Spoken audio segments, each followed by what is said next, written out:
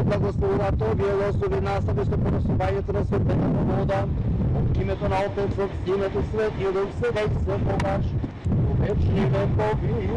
Амин. Се закројуваат овие лозови насади, од името на Отецот и Синот и Светиот Дух. Амин.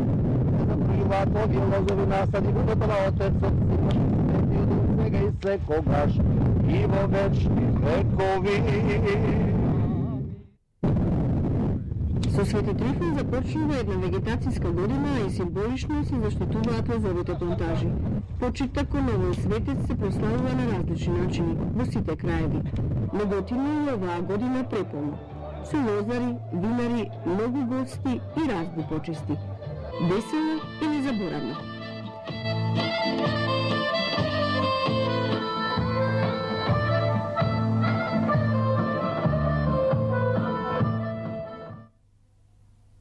Основната цел на оваа манифестација е да помине од застопенско-туристички и промотивен карактер, да добие таков карактер и од година во година тоа се повеќе го постигнуваме, затоа што сите активности кои што се дел од оваа манифестација се од карактер кои што значат промовирање на она што значи земјоделие, лозарство, меѓутоа она што значи култура и развој на еден град. Така да сплетот од активности почнувајќи од 11 до 14 ја бележат неделата на виното. Тука беа бројни стручни предавања организирани со Сдруженијето на лозари Витис од Неготино.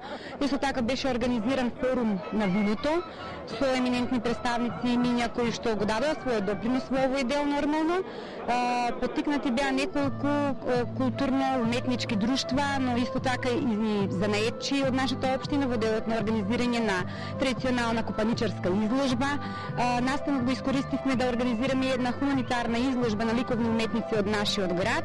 Свети Трифон бдее над нашите виновари преку целата година, но потребно е да се погоди и годината, да има врнежи и сонце кога треба, да се има пари да се негува грозјето, а и многу умешност и труд да се добие квалитет. Некои од лозарите, поучени од разните искуства со винариите, и самите се обидуваат да добијат вино и ракија. И годинава за најдобрите имаше награди и признанија. Добитник сум на прво место на домашни ракии, второ место на мастика и второ место од бели вина на аматерска конкуренција. Ова ми е четврто учество и може да кажам со задоволство, првата година бев трето место и 3 години сум шампион. Колку имате хектари, рекавте? 4 хектари. Колку произведуват? Па околу 500 на грозија. Што мислите за еднината на оваа гранка?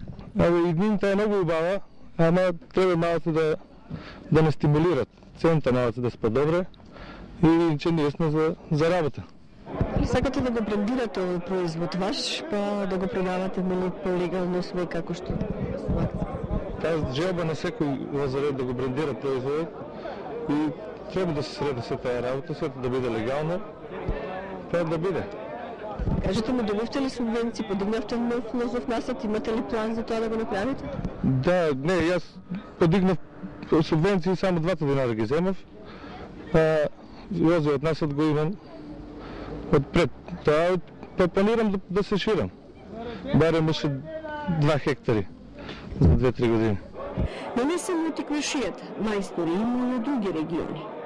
Ние сме од Велешкиот регион, што е малку парадоксално за оваа манифестација и го земавме шампионското место, прво место земавме за црвено вино, Вранец, да, може да се види. И само работа и работа. Во чест на празникот, некои се го сетија името на Свети Трифон да го овековечат и преку колекција на сортни вина. Ние во име на празникот лансиравме нова палета на производи под името Свети Трифон, тоа е Свети Трифон црвено, розе и бело вино, како и нова ракија, исто така Свети Трифон. Со внесување на новите технологии базирани на квалитетот, секогаш подобрувајќи го преточувањето на грозјето во вино, Македонија се позиционира на повисокото скалиње меѓу винските земји. Имавме сугестии и пред тоа дека нашите вина на Бовина и македонските така кажано еластично плачат за дабови бурења поради карактеристики кои ги имаат, поради алкохолот, киселините, танините.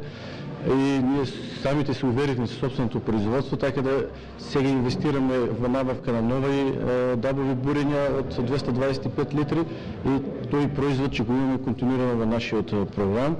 Ова инвестиција во дел од неја ја имплементираме заедно со програмата АГБИС на УСАИД, за што сме благодарни и мислам дека тоа е и начин да се промовираат нови производи кои што секој ќе бидат со додадена вредност и кои што светскиот пазар ги бара. Се оди на добивање квалитет што треба да го потисне некогашниот унично вино во цистерни. Наливно вино оди, по многу ниска цена, цената на наливното вино од 0,28 евроценти до 0,55 максимално. Ако тоа вино го ставиме во флаша, тоа се страшни додатни вредности за Македонија. Така да би требало да има еден национален консензус дека винарската индустрија е една од главните индустрии кои што треба да се протежира и дека е потребна помош во дистрибуцијата и во промоцијата надвор. Има таргетирани целни пазари, значи, тоа е многу битно. Значи, Македонија нема баш некој голем бренд надвор за виното и тука тоа не создава потешкоти кога одиме надвор во износ. Од друга страна пак ние имаме одредени наши целни пазари и се трудиме од тие наши целни пазари во странство да направиме сериозен пробив. Како Попола Кула ние отворивме една голема земја, тоа е Полска. Во Полска отворивме фирма, тоа е Попола Кула Полска.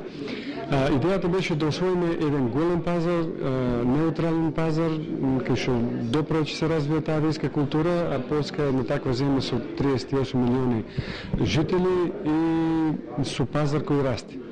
И затоа се концентриравме на тој пазар во извозот. Работиме извози за Америка, и за Англија, за Германија, за Белгија, Србија, бивши републики, меѓутоа се концентрираме на полскиот пазар. Тоа е наша стратегија. Меѓутоа, сето тоа е многу тешко. Зошто? Затоа што купувачот во странство не бира визба, бира земја. Затоа имаме иницијатива пред владата на Република Македонија за заеднички настапи за промоција на Македонија како земја на виното. А дека македонското вино е посакувано, говори се по големиот пласма на странските пазари. Цената е различна, од пола евро, 3 евра до 13, а некои некаде и повеќе. Како да се успее? Ние поддржуваме 4 проекти до сега, со кои што имаме развиено комплетни бизнис концепти и планови за поддршка на маркетинг активности, за влез на странски пазари, за доработка, односно доразвивање на финалниот производ, етикети, флаши и така натаму, шишиња, се со цел да навистина се помогне на оние компании кои што се конкурентни, кои што можат да го најдат своето место на странските пазари, да ја добијат вистинската цена за тоа, да го добијат вистинскиот респект и да се представат во најдобро светло пред потенцијалните купувачи.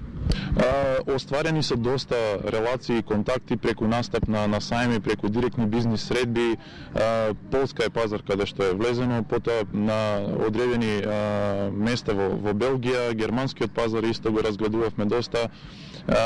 Правиме напори да се реализира една идеја која што постои од поодамна, да се ефектуира всушност за влез на англискиот пазар во Велика Британија, која што е може би најтежок пазар за вино во Европа и пример, меѓутоа од друга страна па представува еден огромен бенчмарк и ќе биде еден огромен показател и плюс ако се успее да се влезе на тој пазар.